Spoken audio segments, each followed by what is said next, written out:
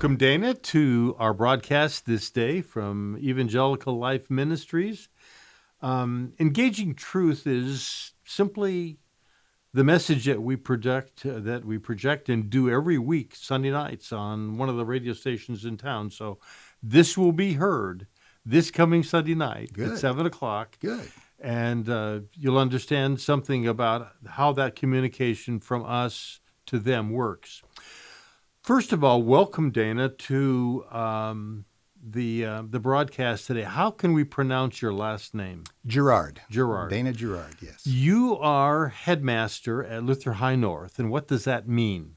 Well, basically, the title would suggest principal. You know, it's a phrase or a term that as schools have morphed, it just implies that. I head up everything that takes place at the school. So discipline, education, academics, all that goes with being a school, a high school in Houston. Well, it's a Christian high school / a Lutheran high school where you get students from many of our congregations in the Houston area, and you get children from outside of the Lutheran Church as well. Tell me, why should we bother with Lutheran education at a high school level? These kids, for the most part, were raised in Christian day school. They have Christian parents. What's the value? The value is very simple. It is that your child is going to receive a Christian education. It's the goal of our school to offer excellence in academics and meaningful ministry. Not one more important than the other, both every bit as important. And for today's youth, that becomes just huge in understanding what is their purpose in the world, what is the reason for their existence. It allows for them to leave our high school and go into college and be able to defend their faith. As you know, many of the colleges today will attack the Christian faith. Exactly. And it's our job to equip these individuals, these students, to be able to hold on to their faith and to cling to their faith, and not necessarily get into an argument with the professor or anything like that, but be able to know, you know what, that's the truth that he wants to hold to. I have the truth. One of the things that these young people see, as you and I see every day, is the violence of young people around the nation, maybe around the world. They're seeing this. Are they commenting on this? Are they saying that it has value, that they understand it, and maybe we as adults don't? I think what happens for adolescents today is they take a look at the culture that they are very much a part of, and they try to make sense of it all. And so what's taking place currently in the United States, because of COVID, we haven't been able to have them in the classroom to have the dialogue that maybe you'd be able to in a classroom situation. But I know that in past years, when something similar to this has taken place, there's a little bit of a struggle on their part to understand the difference between what they believe, what they hold to, what the Bible calls for us to believe and to hold to, and what's taking place in the world around them. How do you bring all of that together and have a complete understanding of what is my role in all of this? And so that there again becomes a very important part to what we do, because at the age that they are, they need that direction and they need that guidance, and they also need to have the freedom to be able to express the opposing view and to take that all the way out, extrapolate it all the way out to what would take place if I were to cling to these other beliefs and what other people hold to be true. So they have the opportunity in the system somewhere when they're educated through you to be able to not only look at chaotically what's happening in the country, but comment on it too, simply because of the fact that these are people of their age, many of them, that are doing something different than they are. Can they defend that in any way? Do you hear the defense of that kind of chaotic living from our kids? Or are they so set aside and so set away from them that their faith in their life talk is different? So we've got a very diverse student population, and oftentimes those students who have been in a Christian school all of their lives, they find it easier to understand those differences. But if they've come to us and they've been a part of the public school system coming up until their high school years, sometimes that's a little bit of a battle for them. Just to be able to take a look at and understand that the way the culture is does not necessarily reflect the way God would have us live. It's wonderful that simple principle has already buried itself in their souls and their hearts. Yes, yeah, absolutely. It's a real joy to watch the students be able to engage in conversation and to be able to work through conversations that focus on some of these issues we face today. Christian education is not new. It's been here ever since the disciples. But we have secular education that sometimes has these big buildings, expensive programs, and you can't have all that simply because of the fact that we're a smaller school, have smaller influence, not lesser influence, but smaller influence. How do you look upon that? Because these kids will say, well, why do I want to go here when I can go to this big school and I don't have to pay anything? Yeah, absolutely. There's one of the draws that comes to being a part of a small Christian school and a small Christian high school is the opportunity to be placed in leadership positions. We like to say a child has the opportunity to be significant, and so that we have students who will play football and at halftime go march in the marching band. We have students that participate in athletics, and then in the springtime, they're part of the spring musical. We have one student who did all those things, ended up being the lead in the spring musical, and it's a lot of fun to watch those individuals grow and blossom. We have other students who come to us that maybe have a fear of being in front of people, and I watch them grow through band or through different programs that we offer. And they just blossom, and the next thing you know, they're leading in different capacities, and that opportunity only presents itself in a school of our size. Yeah.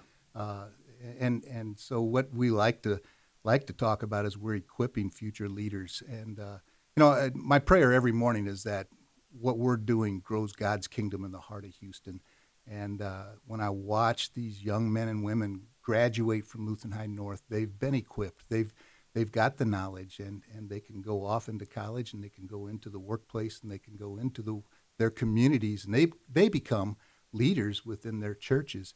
And it's pretty cool. I've been in Houston for 34 years now, and to see some of those individuals grow up and become the leaders in their church communities has been a real blessing.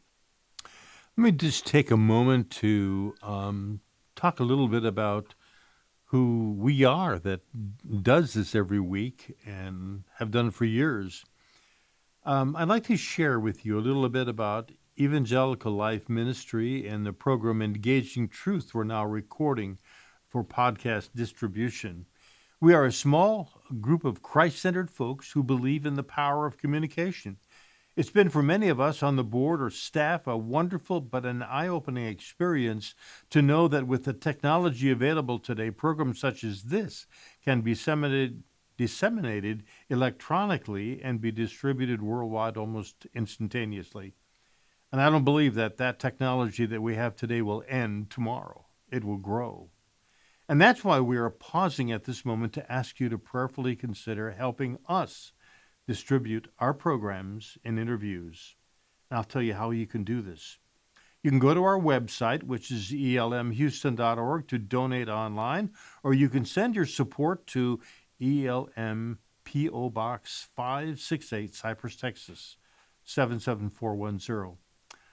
Also at our website, elmhouston.org, you can access podcasts of past Engaging Truth programs, or use the Contact tab to ask us a question, comment on our programs, or even submit a prayer request.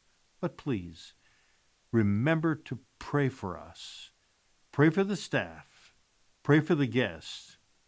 Pray for all of this that is done voluntarily. Your dollar support always sends our programs not only here, but across the world. Dana, what brought you into Christian education to begin with?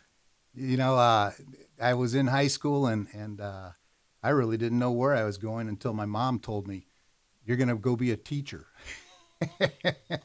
And my dad was in full support of that. I think my dad always wanted to be a pastor, and so he saw this as an opportunity. I went to Concordia Teachers College, is what it was called at the time, in Seward, Nebraska. Played some football and just fell into teaching and knew that that's what I was going to be. It was, I guess, planted in my mind from a very young age moving forward. So this has been planted and it's grown since then. And so education is your thing then. Teaching Absolutely. and Yeah. directing education from a Christian perspective is your thing. Where do you think the Lord is giving you a nudge to do as you look forward in ministry? You know, so we're located right in the heart of Houston, and we're in an area that's going through a rebuilding process. And so, because Houston is such a diverse city, we've had the opportunity to, in a sense, change demographically as far as our student body makeup is concerned. Now, one time we were supported by as many as 12 Lutheran churches because they had their schools. If you know the history of the Lutheran Church itself, many of the churches, the first building they would build if they moved into an area was the school, and then they would build the church. There's a reason for that, and that is because to grow God's kingdom, you have to have that knowledge implanted in you. You've got to feed it and grow it. I'm a history teacher at heart. One of the things I used to love to teach was from the founding of this nation. That was the whole reason behind education, and that was born out of Martin Luther and the whole Protestant Reformation that was begun by him. He began what were called kindergartens, and so in order for students to learn to read the Bible, to read God's Word, because that is so important to our faith in strengthening it and growing it. And so as I look at our opportunities in the city of Houston, we're surrounded by people who need to learn this again. We're surrounded by people who don't know who Jesus Christ is. And the fact that we have a God that loved us so much that he sent his son into the world. My favorite verse comes from Ephesians, and it is, "For we are saved by grace through faith, not of our own doing, nothing we can do, so that no man can boast." And so we get to do that, we get to teach that, and we get to reach so many different people. We get to reach those who have been brought up in it, but we also get to reach those who maybe have never heard the message before. We have recently, we have an opportunity that presented itself to us. We refer to it as the Table of Eight Scholarship. This is a situation where a group of individuals from St. Andrew's Church had attended a gala for the Fifth Ward Pregnancy Help Center, and they got to listen to a young person talk about their desire to attend a great education, a great high school facility, and to move on into life. Coming out of the Fifth Ward, wow. Yes, and so this Table of Eight said, hey, what if we get together and we raise the money to have and help this individual? And they have completed their first year of school, loved it, loved the idea that they got the opportunity to pray for their mom in chapel and to have God's word be so prevalent in everything that's taught daily in each class. And so I see an incredible opportunity for us to be able to reach those who have already been churched, but to reach those who haven't been churched, so that we can raise up that next generation of leaders. Sometimes I look back and I go, I'm so jealous of those individuals that planted the churches. My church is our Savior, and I hear the story of how they planted the church and how the pastor leaned on the beams of that church and prayed, "God, please send the people." And now here we are standing on the shoulders of those giants. And you know, I pray to God that we get to, at some point in time, be able to lift up his kingdom in a way that just continues to grow it the way that they did. those who came before us. And so that's the opportunity I see through Christian education and Lutheran High North at this point in time. I understand that there's a real heart palpitation for the students that have a heart for education, and the ones that we find in for instance, Fifth Ward. Yeah. What do we do? Because they can't afford to come to Luther High North. They can't afford to pay the bill. Coming out of there, it's fortunate if they have 3 meals a day. Yeah, it's a great opportunity, and so I got really excited about this. Pastor Brian Runge had approached me about it last year, and then again this year, and I said, hey, let's sit down and talk. And so we developed this scholarship so that people can actually go to our website, lutheranhighnorth.org, go to giving, and there is a tab there where they can actually give to, and they can be a part of that original table of 8 that said, hey, can we impact another student's life and provide for them that high school education that can change generationally the trajectory of a whole family. And I get excited about that opportunity.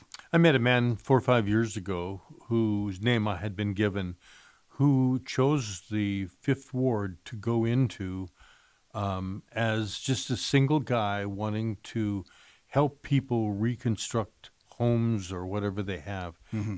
And, the amazing thing after my involvement with him is to find that he has continued to do that in a simple way.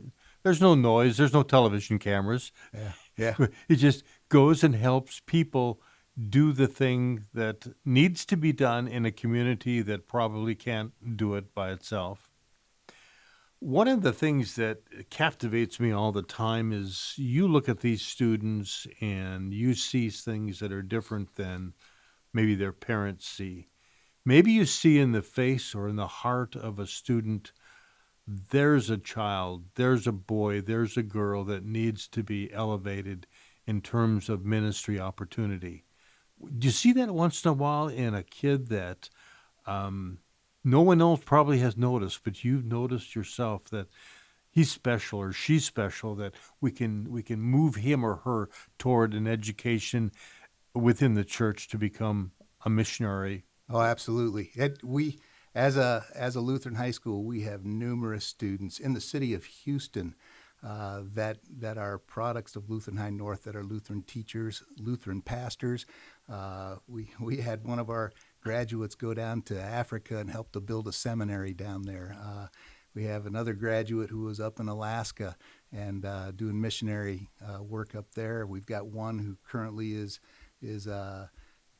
down in I want to say Puerto Rico. I may have that wrong, but we've got them. We've got church leaders that are planted all over the world, literally, raising up God's kingdom, and it's neat to watch and see. And sometimes it's not the student people think Right. would go off and do that, and it's neat to see that flame to just sort of flicker a little bit, and then all of a sudden it starts to grow, and you can see it over 4 years, and you just watch them launch from high school and into life. And that's, my ultimate goal is, or our ultimate goal as a high school, is to just equip these individuals Yes. to go off and do that. And to see so many. I mean, we have students who go off to the United States Naval Academy, to West Point, to Wellesley. We've got one next year, a full ride scholarship to Wellesley, going to some of the best universities in the world. And then we've got others who say, you know what, I'm going to go into a trade and find great success in doing that, and enjoy and love what they're doing, and then also they take with them that faith, and it is a joy to watch that spark develop. I had an opportunity when I was one of the pastors at St. Mark years ago. On the way home that evening, I got a call from, at that time, the hospital that was there. It's not there anymore. And they said, would you come in? Someone's going into major surgery. They need a pastor with him. And I went in, met the surgical nurse, and after the surgical nurse and the surgery was prepared, she came out and she says, "You're the pastor of a local church?" And I said, "Yes." She said, "My family needs a church. Can we come?" Well, just to see what has happened to that family that came to St. Mark, went on to Lutheran High North.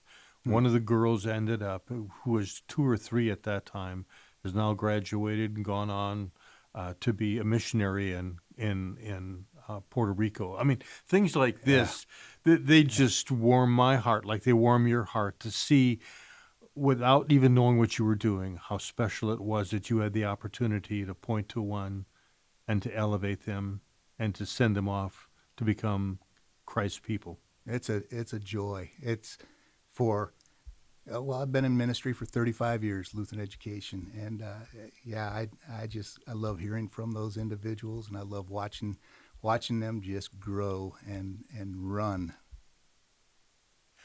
I got a question to switch gears a little bit. Socialism is seeming to be a word that kids are using today.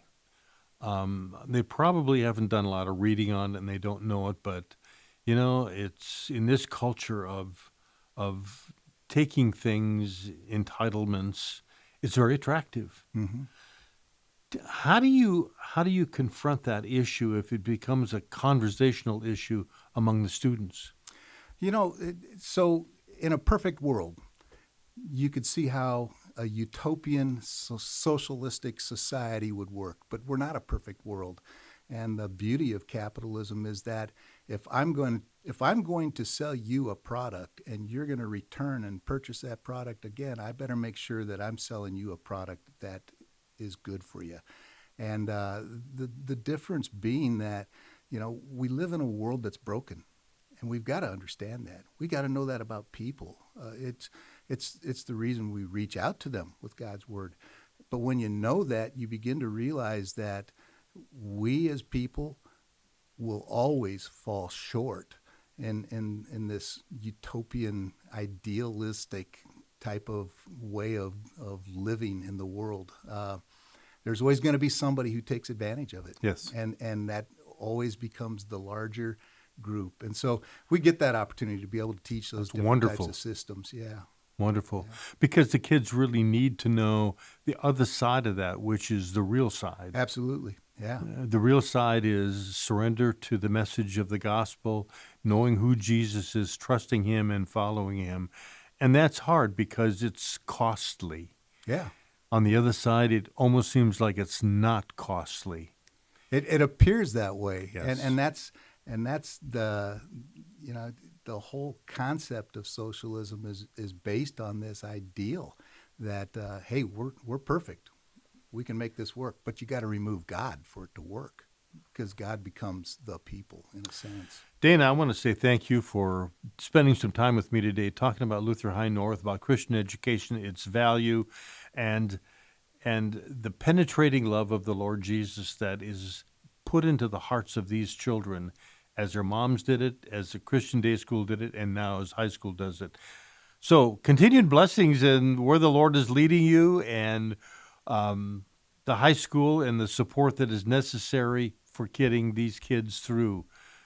Thank you for being here. Come back with us again next Sunday night. Good night from Engaging Truth. Thank you for having me.